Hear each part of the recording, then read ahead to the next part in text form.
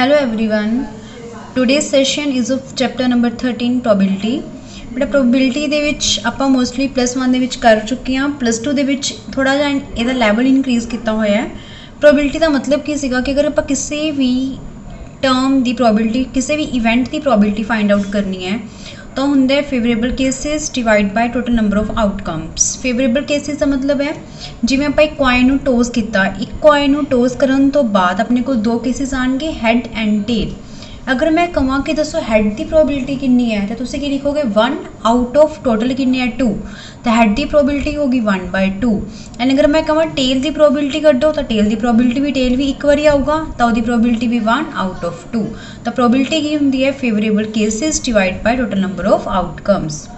And ਆਪਾਂ ਨੇ ਦੇਖਿਆ ਹੋਇਆ ਹੈ ਕਿ ਜਿਹੜੀ ਪ੍ਰੋਬੇਬਿਲਿਟੀ ਹੁੰਦੀ ਹੈ 0 ਐਂਡ 1 ਦੇ ਬਿਟਵੀਨ ਹੁੰਦੀ ਹੈ, 0 ਤੋਂ ਵੱਡੀ 1 ਐਂਡ 1 ਦੇ ਇਕੁਅਲ ਹੋ ਸਕਦੀ ਹੈ। ਦੇਖੋ ਅਗਰ ਪ੍ਰੋਬੇਬਿਲਿਟੀ 0 ਬਣ ਜੇ ਤਾਂ ਮਤਲਬ ਹੁੰਦੀ ਹੈ ਇੰਪੋਸੀਬਲ, ਅਗਰ ਪ੍ਰੋਬੇਬਿਲਿਟੀ 1 ਹੋ ਜੇ ਤਾਂ ਬਣ ਜਾਂਦੀ ਹੈ ਸ਼ੋਰ ਇਵੈਂਟ। ਮਤਲਬ ਪ੍ਰੋਪਰ ਇਵੈਂਟ 1 ਹੋ ਗਿਆ, impossible event the probability 0।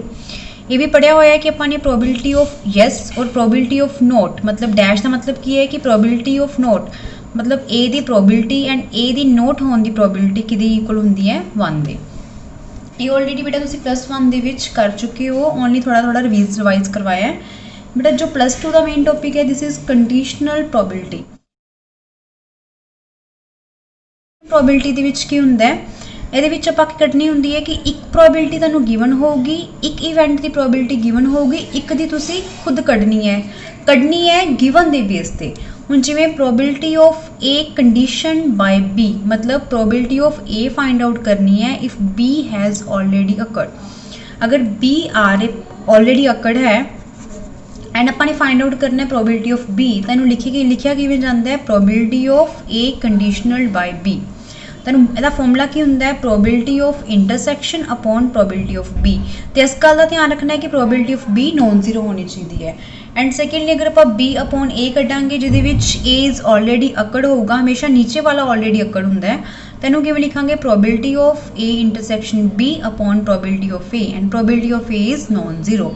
But ਇੱਕ ਵਾਰੀ ਦੁਬਾਰਾ ਰਿਵਾਈਜ਼ ਕਰਾਂਗੇ ਹੈ ਕੰਡੀਸ਼ਨਲ ਪ੍ਰੋਬੇਬਿਲਿਟੀ ਦੇ ਵਿੱਚ ਇੱਕ ਦੀ ਪ੍ਰੋਬੇਬਿਲਿਟੀ ਗਿਵਨ ਹੁੰਦੀ ਹੈ, ਇੱਕ ਦੀ ਤੁਸੀਂ ਕੱਢਣੀ ਹੁੰਦੀ ਹੈ ਗਿਵਨ ਦੇ ਬੇਸ ਤੇ।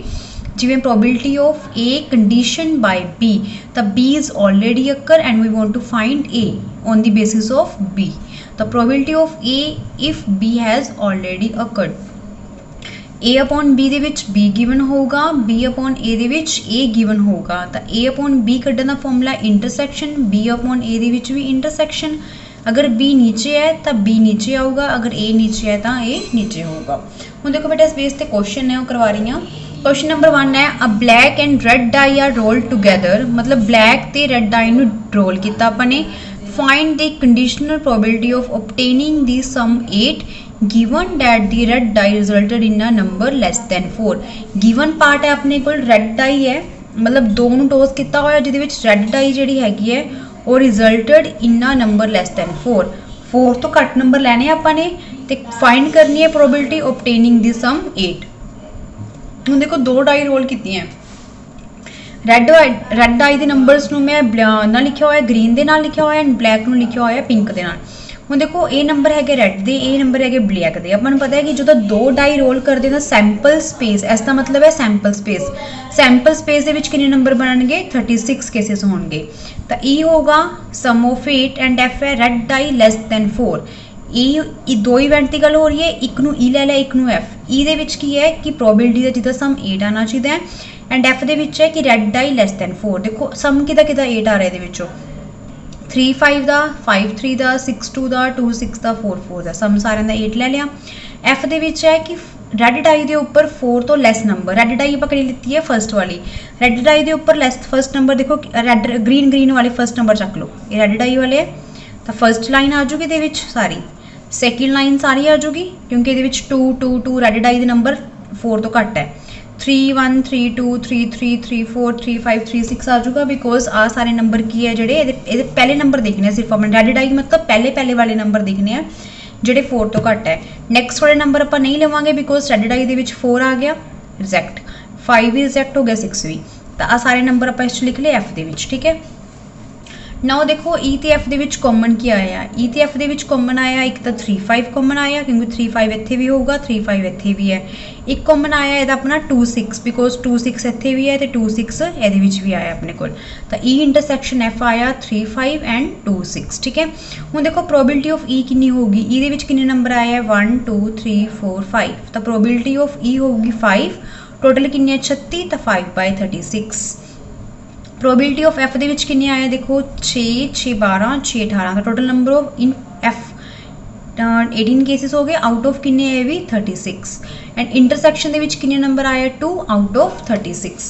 ਤਾਂ probability of E F and E intersection F ਲਿਖ ਲਓ, E ਦੀ 5/36 ਬਣੀ, F ਦੀ ਇੰਨੀ ਤੇ ਇੰਟਰਸੈਕਸ਼ਨ ਦੀ ਇੰਨੀ। ਹੁਣ ਫਾਰਮੂਲਾ ਕੀ ਹੈ ਦੇਖੋ, ਕੱਢਣਾ ਕੀ ਹੈ ਤੇ ਗਿਵਨ ਕੀ ਹੈ, ਇਹਦੇ ਵਿੱਚ ਫਾਈਂਡ ਆਊਟ ਕਰਨੀ ਸੀਗੀ E ਆਪਾਂ फाइंड करना है, सम 8 फाइंड करना है, F वाला पार्ट गिवन है तो गिवन वाला नीचे आंदा हुंदा है, फाइंड वाला ऊपर आंदा हुंदा है, तो प्रोबेबिलिटी की कढनी है आपां ने E ओवर F। याद रखियो बेटा फाइंड वाला हमेशा ऊपर आऊगा, गिवन वाला हमेशा नीचे होगा, तो E ओवर F अपना कितना हो गया ऊपर इंटरसैक्शन नीचे F वाला पार्ट आंदा हुंदा है। इंटरसैक्शन की वैल्यू 2/36 एंड F की value 18/36, 36 cancel out, 2/18 is 1/9 your answer. Number 2 ਉਸ ਤੋਂ ਬਾਅਦ ਹੈ क्वेश्चन नंबर 2। ਇਹਦੇ ਵਿੱਚ ਦੇਖੋ A/B ਦੀ ਪ੍ਰੋਬੇਬਿਲਿਟੀ फाइंड आउट करनी है, B ਦੀ गिवन है, इंटरसैक्शन गिवन है, ये तो सीधा ही फॉर्मूला लगा देंगे, A ओवर B कढ़ना है तो ऊपर इंटरसैक्शन नीचे B, इंटरसैक्शन की वैल्यू भी गिवन है, B की वैल्यू भी गिवन है, इन्हें सिंपलीफाई करो तो आंसर आ जाएगा 16/25। नाउ क्वेश्चन नंबर 6 है, a coin is tossed 3 times, E heads on 3 tosses, F heads on first 2 tosses। ਇਹਦੇ ਵਿੱਚ क्वेश्चन ਚ ਲਿਖਿਆ ਹੋਇਆ ਹੈ ਕਿ ਆਪਾਂ ਨੇ E intersection F find out करना है, ਇਹ ਮਾਡਰਨ ਬੁੱਕ ਦੇ ਵਿੱਚ ਹੈ। ਹੁਣ ਦੇਖੋ E ਦਾ ਮਤਲਬ ਹੈ ਹੈਡ ਆਫ ਥਰਡ ਟੋਸ। ਸਭ ਤੋਂ ਪਹਿਲਾਂ ਕੁਝ ਵੀ ਕੁਐਸਚਨ ਸਟਾਰਟ ਕਰਨਾ ਤਾਂ ਉਹਦੀ ਸੈਂਪਲ ਸਪੇਸ ਲਿਖਣੀ ਪੈਂਦੀ ਹੈ। ਅਗਰ ਕੁਆਇਨ ਨੂੰ 3 ਵਾਰੀ ਟੋਸ ਕੀਤਾ ਤਾਂ 2 ਆਪਾਂ ਨੂੰ ਪਤਾ ਹੈ ਕਿ ਕੁਆਇਨ ਦੇ ਕੇਸ ਦੇ ਵਿੱਚ 2 ਦੀ ਪਾਵਰ 3 ਮਤਲਬ 8 ਕੇਸਿਸ ਬਣਨਗੇ ਇਹਦੇ ਸੈਂਪਲ ਸਪੇਸ ਦੇ ਵਿੱਚ। ਤਾਂ 8 ਕੇਸ ਕੀ ਹੁੰਦੇ ਆ 4 3 ਵਾਰੀ H, ਫਿਰ 2 ਵਾਰੀ HT, HTH, THH, triple T, TTH, THT, HTT। ਇਹ ਆਲਰੇਡੀ +1 ਚ ਕੀਤਾ ਹੋਇਆ ਆਪਾਂ ਨੇ।